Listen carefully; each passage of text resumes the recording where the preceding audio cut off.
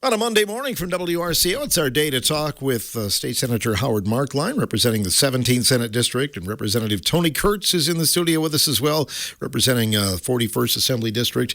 They braved the cold to be with us today. Good morning, guys. Morning. Good morning. To see you. And I know, first of all, right out of the gate, some people might have a question, Howard, but you're still going to have your listening session in Muscoda today? We are, 10:30 at the Creditwell Memorial Building on Wisconsin Avenue there. So, yeah, from 10:30 to 11:30, and then I leave from there and go to Argyle for my second listening session of the day. Kind of focusing on the listening sessions for a little bit this month anyway? Yeah, and tomorrow I got a couple more listening sessions in other parts of the district. So in a couple weeks, I'm going to have one in Wazeeka. So we're going to try to get all over my Senate district. What do you expect to hear? I'm guessing they're going to property taxes probably going to be a concern. That's just based on the feedback we're getting at the office. I mean, it's my taxes went up too. So I'm expecting we'll hear some of that. I wouldn't be surprised if we hear some comments regarding national stuff, which obviously we can listen, but I can't do a whole lot about what's going on in Iran or elsewhere around the world. So, but anyway, so the goal for all these listening sessions is to listen, just to hear what's on people's minds.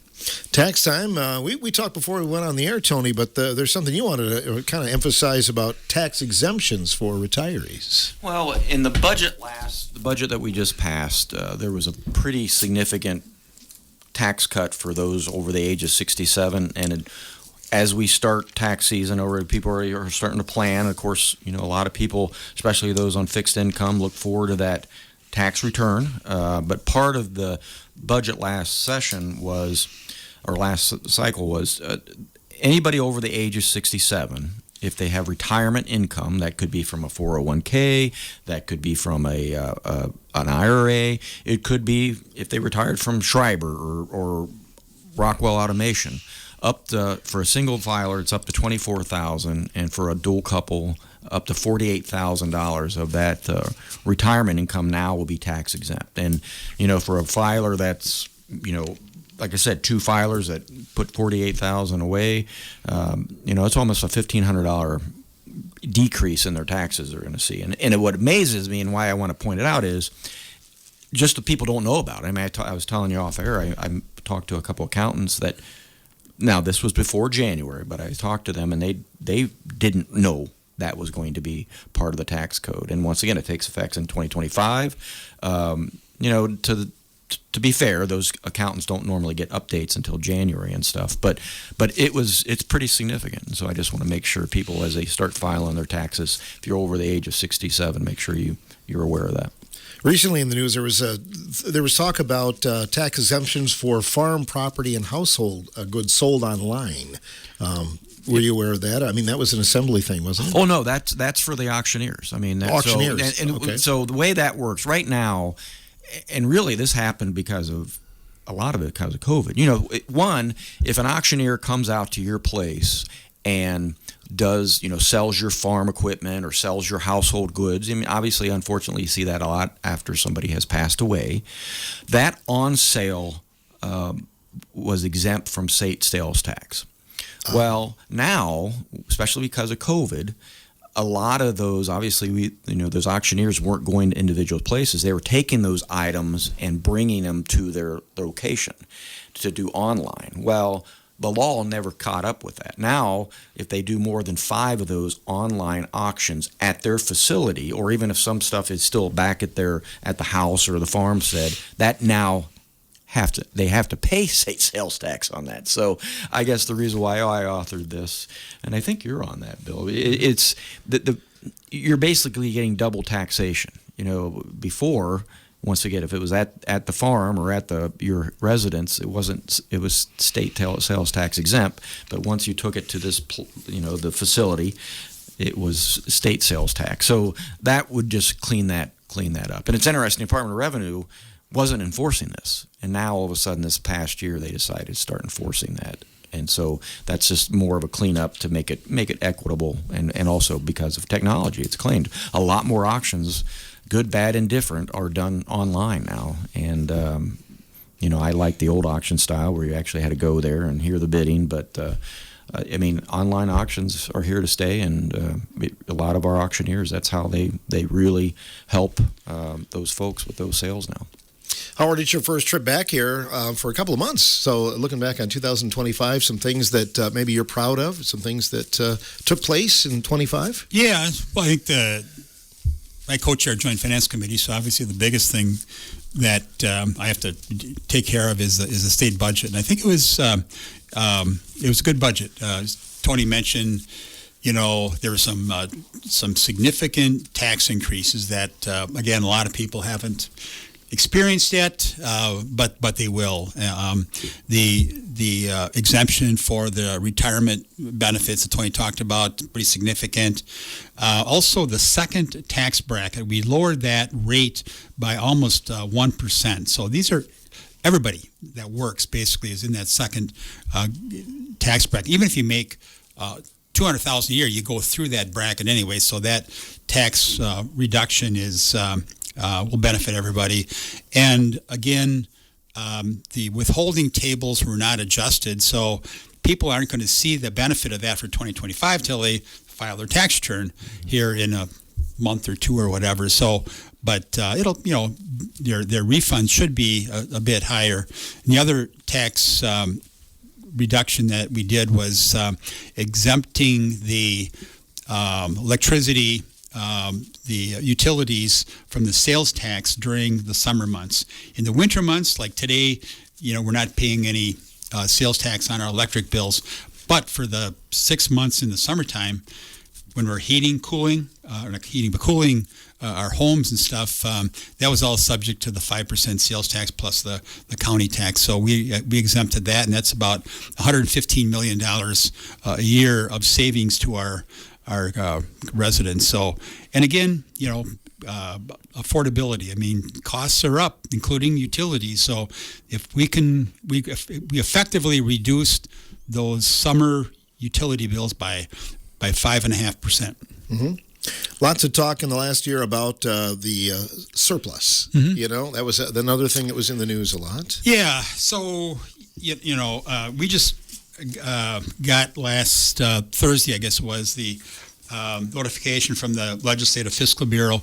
So they come out this time of year with their updates on where things stand. And so I was expecting a little bit of a bump in the revenues, but the news that we got last Thursday was surprised me. So our tax collections are about estimated $1.4 billion more than what we had projected when we did the budget, which was just over 6 months ago. So that's a pretty significant increase. Now, as we start drilling down into what are the reasons for the increase in the tax collections, I guess I'm telling people, including people in the legislature, we need to be cautious here, because a fair amount of this, I think, is one-time money.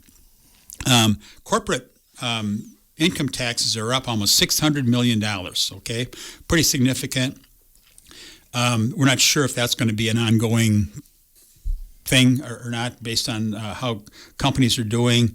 Capital gains is up over $400 million, okay? And this is for individuals now. And again, the reason the capital gains tax collections have increased is because the stock market has been doing incredibly well. And it's kind of interesting to look back.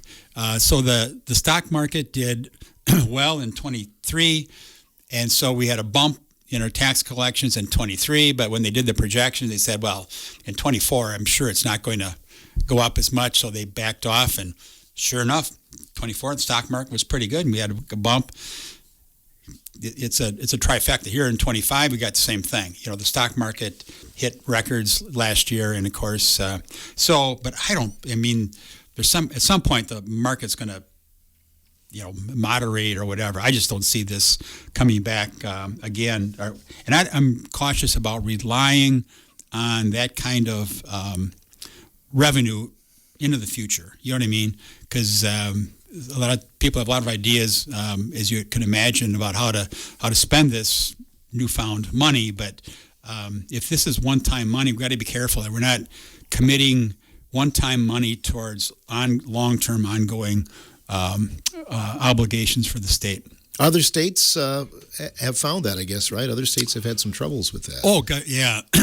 Yeah, I've had conversations in the last few days, actually, with some legislators from around the country, and we're not the norm having surpluses. There's a lot of states around the country that are having deficits, and it's really, I don't know, they're functioning in the same economy that we are, and I think a lot of the reason that they're having some big deficits is because of some of the policy decisions that they've made over the last number of years. And I think we've been tended to be conservative, very cautious about our budgeting and that sort of thing. And I think it's paying dividends now here in the state of Wisconsin as opposed to what's happening in some other states. Tony, lots of people are willing to try and spend that money for you, though. Yes, they are. But I do want to reiterate kind of what Howard just said, because the other states, obviously we've talked a lot about all the federal money that we received during COVID. And we as legislators, we had to realize that was one-time money. And to Howard's point, you have to be very careful on how you're making those investments in the state. And to his point, a lot of our states around us put that one-time money and bake that into their ongoing budgets. And that's where I think you're seeing a lot of states with pretty significant deficits, whereas I am proud the way we did our budgeting. I mean, we made key investments. We have grown, and to the fiscal numbers, I thought we were actually going to be somewhat flat. So I'm pleasantly surprised. But it is interesting during the budget process when we met with Fiscal Bureau over and over, they actually kind of mentioned a little bit about this could be on the horizon when you talk about capital gains, because the reason why they were saying that is what was going to happen at the federal level if they were going to extend those tax cuts. And in fact, they did extend those tax cuts. So, Fiscal Bureau kind of cautioned us, don't spend that money, because we don't know if that's going to be one-time money or if it's going to be money that's going to be ongoing. And fortunately, we got the money. But to Howard's point, a lot of that is one-time money. It's brought up every time we talk about the school situations. Mm-hmm. Oh, no, absolutely. I mean, people look at that. You want to make the investments. But once again, I'm very cautious about Howard talked about the budget and some of the successes in the budget. One of the things we did do in the budget is we did an incredible increase in special education. And I've talked about this on air. Once we make a commitment on special education, because of federal law, we can never go back from that dollar amount. And that's where I think, yes, we've made pretty significant investments in special education. I see us doing that in the future. But the problem is, as a state, we've got to be very careful. Once we make that commitment for special education, we always have to be at that dollar amount. If we have another horrible recession like we did in 2008, 2009, that's a number we can't back off on. And that's where, I think it's very prudent that we have done increases, but we do it in a very responsible way. Because once again, we've got to look long term to make sure we stay in. Because unlike the federal government, we have to balance our budget. And that's something I think we are very fortunate that we have to balance that budget. And like I said, we just got to be prudent on how we spend and make those investments.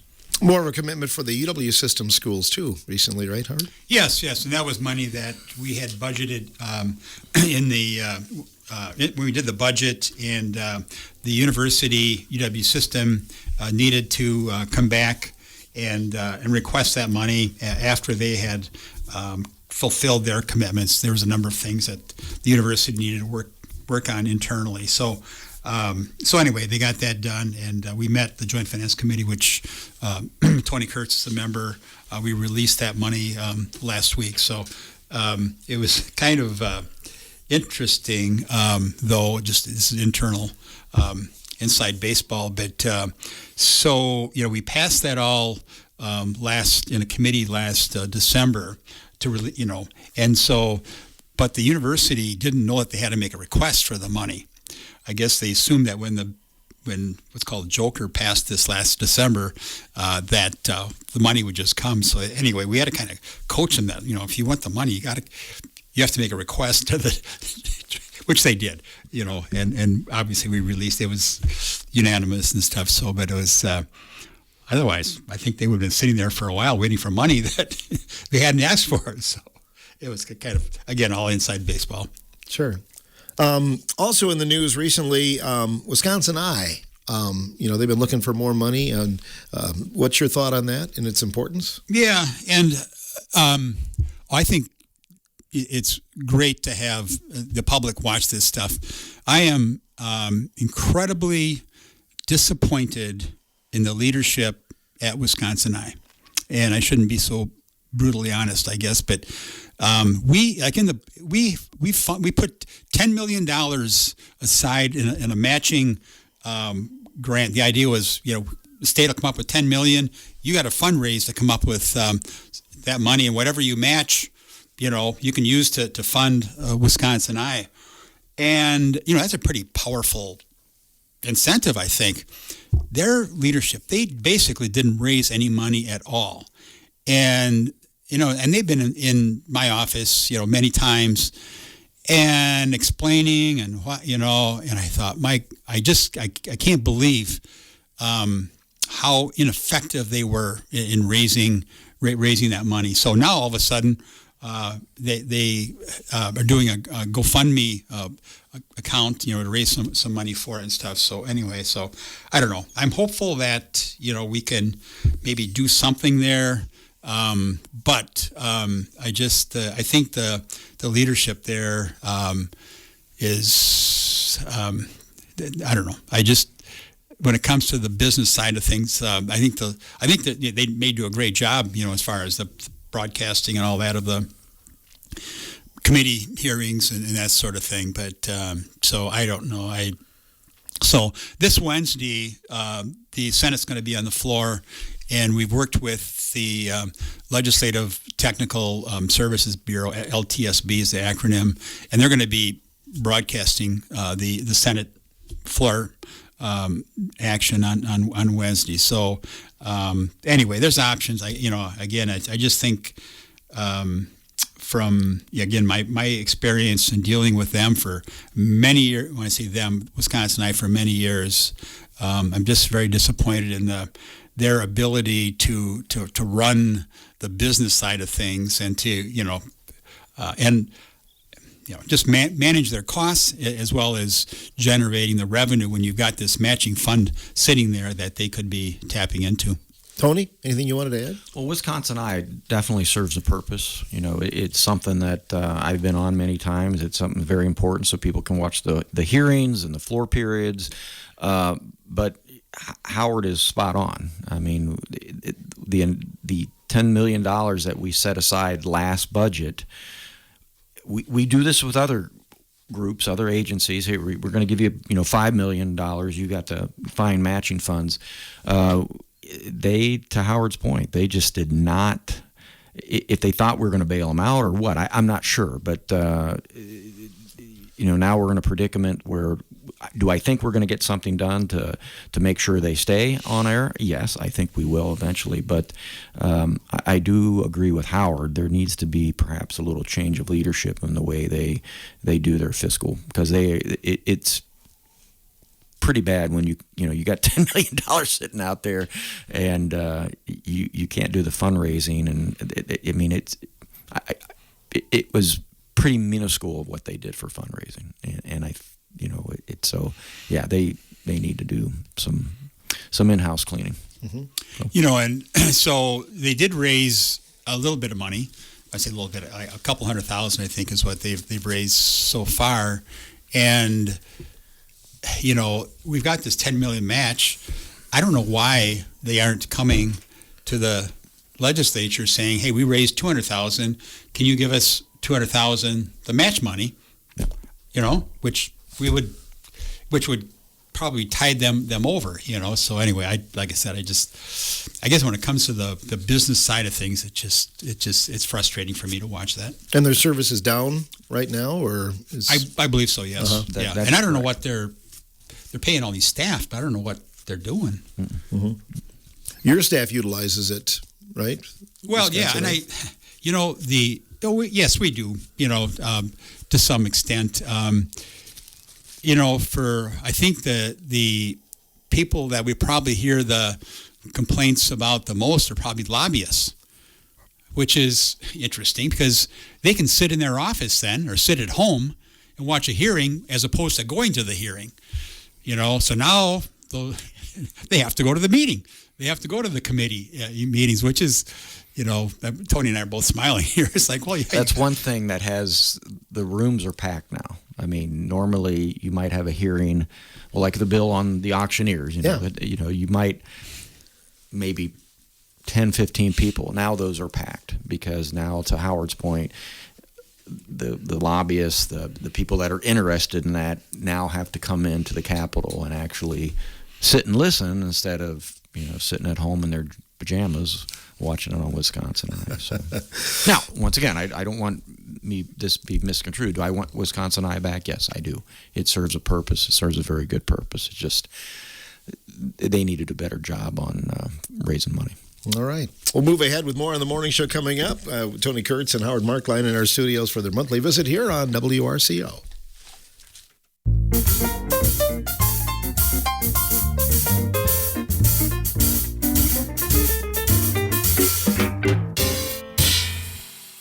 Howard Markline and Tony Kurtz in the studio with us today from WRCO Radio for a visit about some things topical around the state of Wisconsin. Another thing in this past year, in the past budget, road improvements. Howard, I think you made some strides in that regard. Yeah, we did.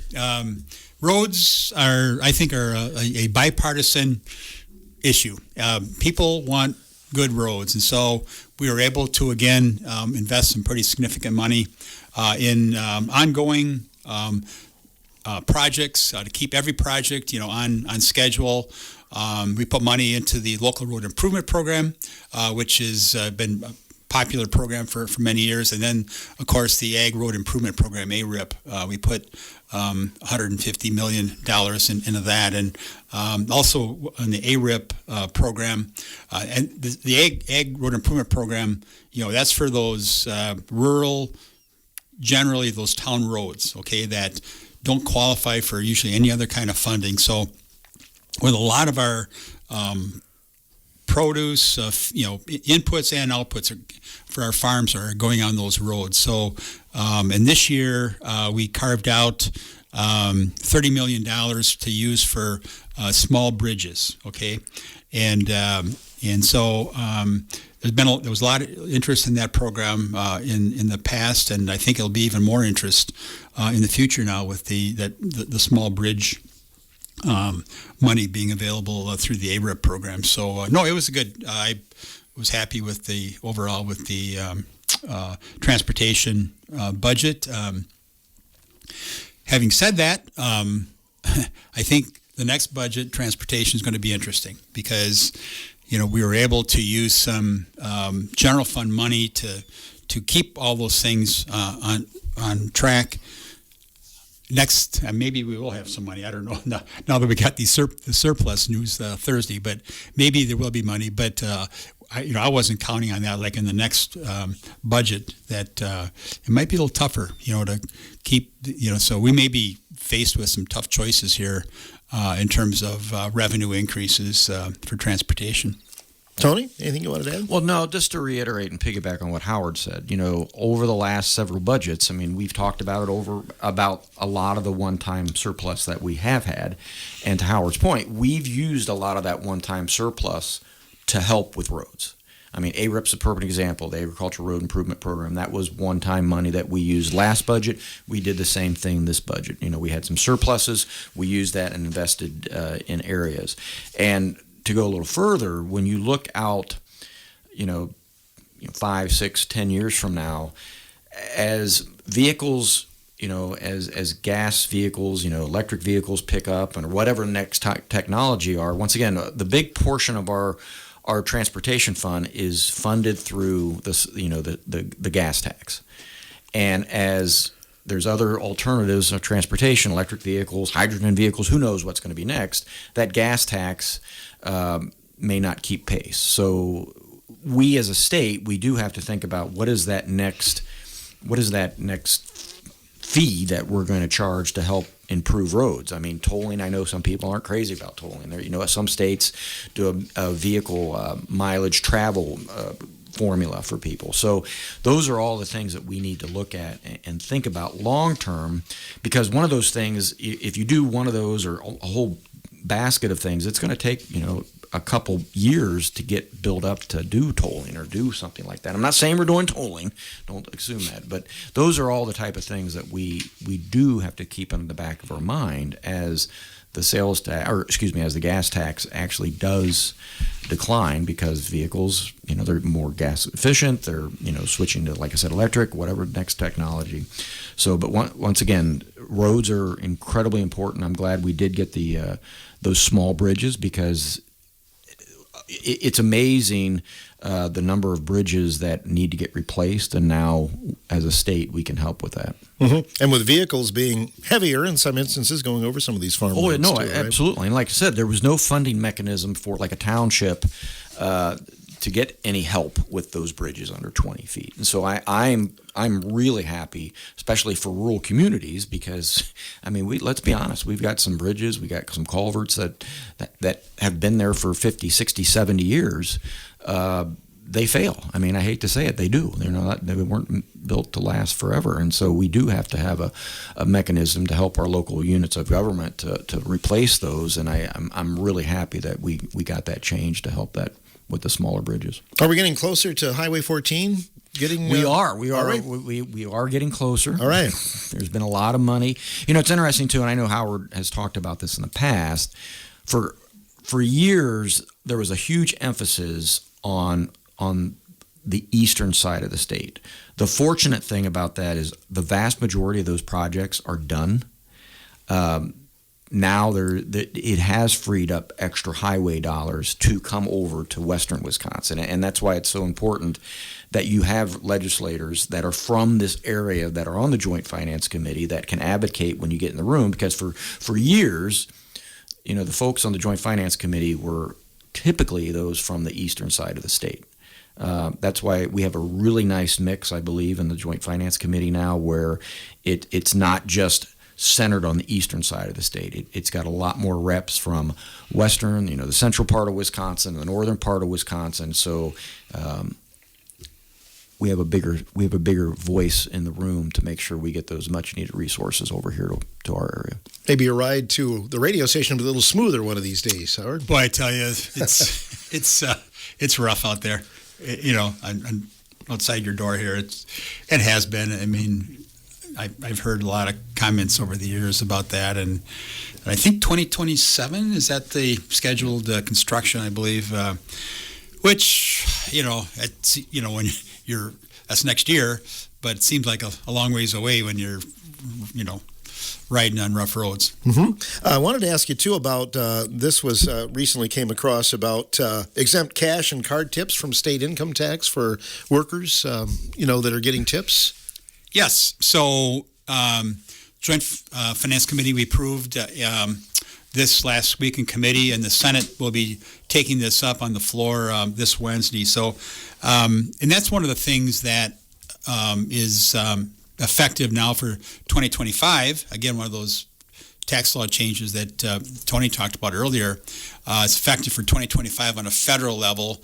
And what we want to do is mirror in Wisconsin tax law, tax policy, what the feds do. So again, this would exempt the the cash tips from taxation in Wisconsin. So, these are your servers in a lot of different businesses, but the hospitality industry, primarily restaurants and bars and that sort of thing. So that was something that last year in the presidential campaign, I think both candidates talked about, and the governor had it in his budget as well. And so we didn't take it up at that time, but I think we're going to pass this on this week on Wednesday in the Senate. Mm-hmm. There are those that will say, well, the minimum wage maybe should be raised. That always comes So up. I do want to go back. The state assembly passed this last week, no tax on tips. It was a bipartisan vote. I was very happy to see that. And it's not just it's not just cash tips. It's debit card, credit cards, and so the wonderful servers at Richland Family Restaurant or Christie's, now up to $25,000 of that. And once again, it does have a sunset. It's going to be, if passed and enacted in law, it'll take a tax year 25 through 28 is when it will be done. So it's something particularly for our area. Obviously, a lot of hospitality. Some people may not realize the 41st Assembly District now includes the Wisconsin Dells area. So that's going to be a good benefit to to our constituents in that area. So Most definitely. Yep. Howard? Oh, it just, it's again, and I look at it from the standpoint too of as a farmer tax practitioner, the more we can align our state tax law with the federal, the better. Otherwise, you're ending up with these adjustments from federal income to state income and stuff. So, this is one of those things that it costs the state a little bit of money, but I think is worth making the change. I was going to ask you both about data centers. It's been in the news a lot lately. What you've learned and your opinion on them, Howard? Well, we've heard a lot from people, and I think I would characterize this. I mean, data centers they're brand new. It's a brand new conversation, and I think many people don't have an idea kind of what does it look like and what's the impact, and there's been some probably some misinformation out there in some respects. So I was able to a few months ago visit a data center that happens to store a lot of the data for the state of Wisconsin. Okay, and and this was in the Milwaukee area. And what's interesting about it is you could live across the street and you wouldn't know it's there. There's no sound, just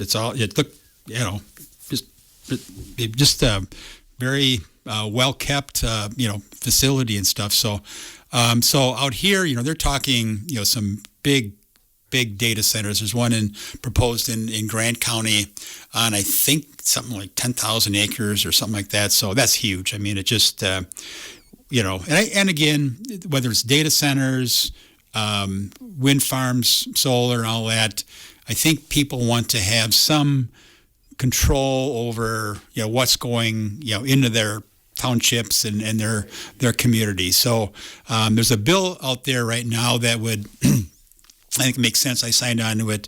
That would make sure that these data centers don't have any impact on residents' electric bills. Okay.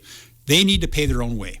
The data centers need to pay their own way. So, and I fully support that. So, the financial impact to our towns and counties, I mean, it's one of those things too where, they're going to get a fair amount of tax revenue. That's all is taxable property. So, these towns and counties are, they may not want them there, but by God, they're going to make some pretty good tax money down the road. So anyway, I'm listening to people. I wouldn't be surprised. You asked me earlier about topics today at the listening session. I wouldn't be surprised at all if we hear from people that are concerned about the data centers and what that means. So water is an issue that we've heard about, and it's my understanding that at least the one I visited and I've heard from a few others, that they're using a closed loop system. So the water doesn't evaporate. The water keeps recycling, and so one of the reasons that they're being cited here is the weather. Today, the cooling is zero. I mean, no pun intended. I mean, it's, you don't locate these like in a Louisiana where you're probably having to cool the data centers. They generate quite a bit of heat. They'd have to pay for cooling probably 11, maybe 12 months out of the year. Up here, 6 months of the cooling is free. You've got the air here to circulate it. So, again, at this meeting I was at recently, I know that other states, everybody's talking about this around the country. It isn't anything that's Wisconsin specific. I've done some reading on it, but people are concerned. It's brand new. Anytime there's something new, people are concerned, and they've got a right to be concerned. Mm-hmm. Important to learn more about it. Tony, anything you wanted to add? No, I mean, Howard's right. I mean, chances are you have driven by a data center somewhere in the state of Wisconsin. You just did not realize it. And so just to kind of simplify, a data center, it's just massive amounts of computers, servers are in there, and to Howard's point, they generate a lot of heat. And so that's kind of why Wisconsin's been on the radar, is because we have an ideal climate for them. And the bill that we introduced, we're going to pass it this week in the Assembly, is to Howard's point. If you're a data center, you're going to be paying for your own power. You're not going to push that off on ratepayers, on residential ratepayers. You're going to pay your own way. The second is it's going to be a closed loop system, okay, and that's been a big issue. People are worried that it's going to consume a lot of water. Being a closed loop system, like I said, they'll use that water, continuous flow, and it'll help the cooling process.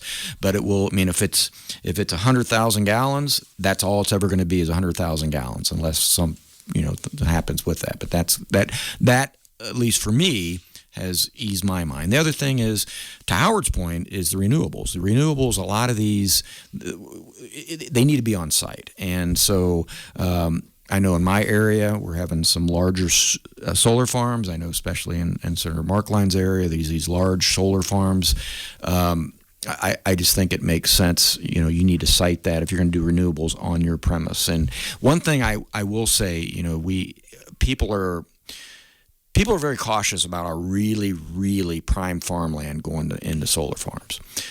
I think as a state, we need to do a much better job of starting using rooftops and things like that. One thing I will notice as I drive around the state, and all your listeners drive around, you take up some prime farmland. Why aren't we taking up some prime rooftops? Because we do not do a good job of that as a state, or as really a nation, utilizing our rooftops for solar panels. And that's where I think we need to do a better job on pushing that. The other thing about solar panels, they've become a lot more efficient. And so I know years ago they said you would need, like I said, thousands of acres to do that. But as solar panels get more efficient, they can be on rooftops. We can come up with better ways to utilize the spacing on those. So. Yeah, Howard mentioned like 10,000 acres proposed if it would go into Grant. Oh, and especially Grant County. There's amazing. Some beautiful farmland down in Grant County. I mean, I would love to farm that down in Grant County. So. Right. Some of the, and I heard a lot of the same concerns recently when we talked about the siting of wind and solar. And Representative Trannell and I, authored legislation this session to basically restore some local control when it comes to the siting. Because,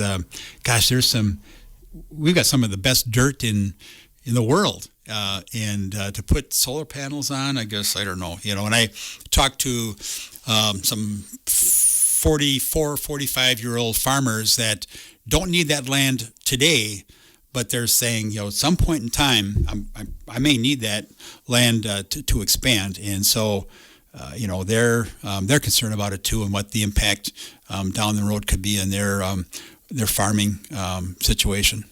We've talked in this program about the book, The Anxious Generation, with some school personnel and things like that. But Howard, I know you're well aware of that. You recently were at a summit, I believe, that talked about it, weren't you? Yeah, so I was at a Southwest Tech, and CISA 3 hosted a business and education summit a couple of weeks ago, and some great speakers there. But one of the presentations was talked about the anxious generation. And it was frightening. It really was, and it talked about the analysis that they had done on young people and the people, and when the three of us grew up, we played outside. We had unstructured play. We learned from our mistakes, and we got owies and all that stuff. Well, anyway, we've gravitated now to this concept where play is structured and all that, and we've become so used to our youth have become so used to technology and their iPhones and iPads and all that, and parents are kind of at fault, with that too. I mean, it's they hand their kid an iPad and have them and stuff, as opposed to going outside and playing with friends and stuff. So the longitudinal data that we've seen, and Tony and I sat through a presentation last week by the author of this book, The Anxious Generation, and it's pretty frightening on the impact this has had on both boys and girls. Girls, especially, and I would say in that 8th grade, freshman year, when they're obviously vulnerable, but concerned about their self-image, and they get all these terrible attacks in social media and all that, and so the instances of them cutting and doing other harmful behaviors really starts to spike for a lot of these girls. Boys have the same thing, except a lot of times with boys it's pornography, and also gambling online, and they talked about the dopamine rush that boys get. They can't just watch the football game anymore. They got to be betting on something on that game. So, and with boys, it's in their 20s, it manifests itself with higher suicide rates. So, and so the presentation that I heard in Fenimore, and I think we heard last week in the presentation, was that in schools the best practice is no cell phones bell to bell. None whatsoever.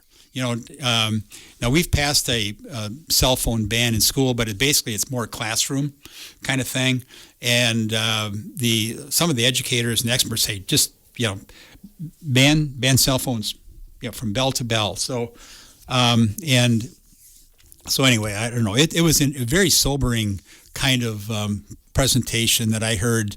I heard twice within probably a 6-day period of time, and so I guess for parents too. I mean, just they also talked about peer pressure and how parents have to kind of come together somewhat. And with your kids, it's hard to tell your kid they can't have a phone when all their friends have phones. So the parents need to get together and agree that, listen, we're only going to do a flip phone. You can call and you can text, but that's it. But the parents got to be kind of on board together on this and understand. Otherwise, it's going to be a tough battle if your kid is the only one that doesn't have a smartphone. So anyway, I'm glad I sat through both presentations, a little bit duplicative, but it was very good. Tony, what did you take from it? It was amazing when you looked at the data. And to Howard's point, the difference between the flip phones. So we as adults, we have to think when flip phones came on scene. That was something new. And to your point, you could call, you could text. But then right around 2012 is when the smartphones came. Basically, you're carrying around a computer, and it is.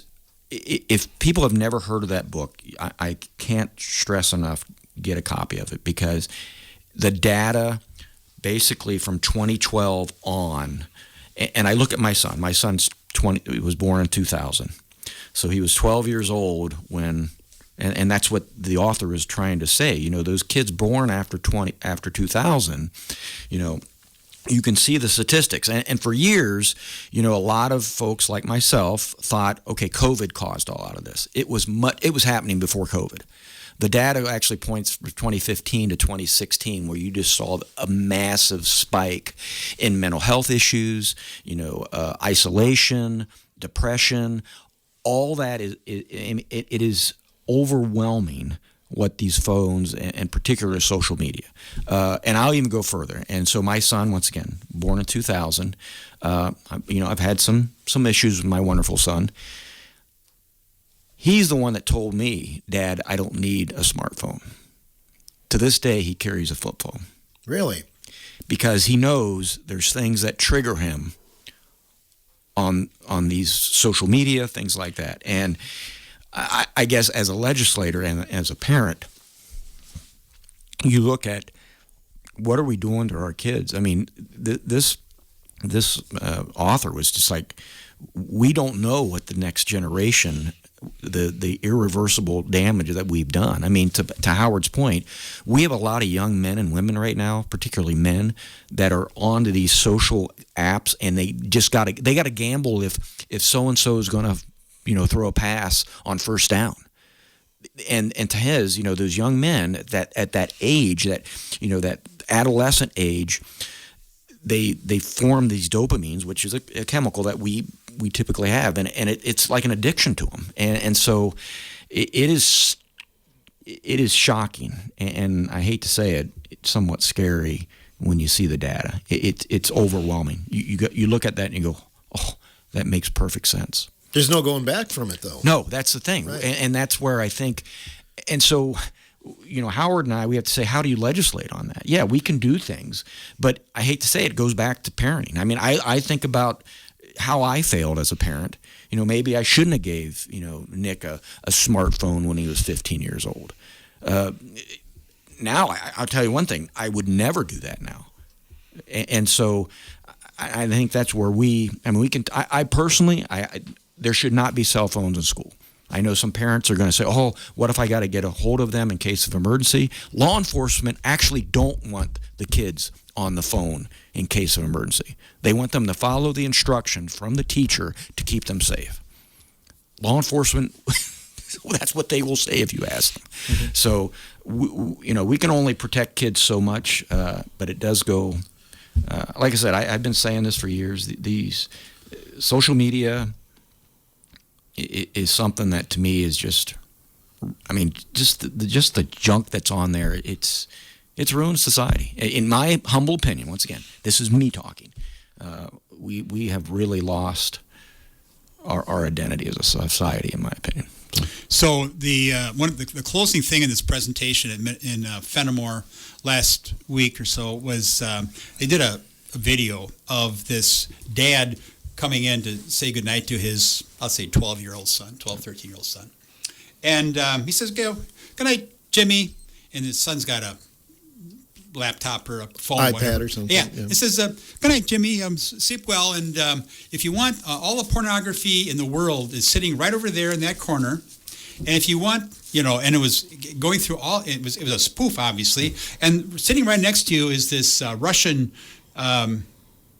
guy. And so if you ask for your passwords and stuff, make sure you give it to him. And anyway, and it was a spoof, obviously, but it was like, wow, you think about that, the power of that device that we have in our kids' hands, which can access them to just everything, almost everything bad. Yep. In society, and not just in our country, but around the world. Yeah, And we're always people so are worried praying. about dangerous things right around us, like in our yard. No, it's not just yeah. it's not across the street anymore. It's literally across the world, and there are people out there that know it and are exploiting that. So Good talk today, gentlemen. Appreciate you coming in. Thanks, Phil. You bet. Representative Tony Kurtz, Senator Howard Markline here on today's morning show.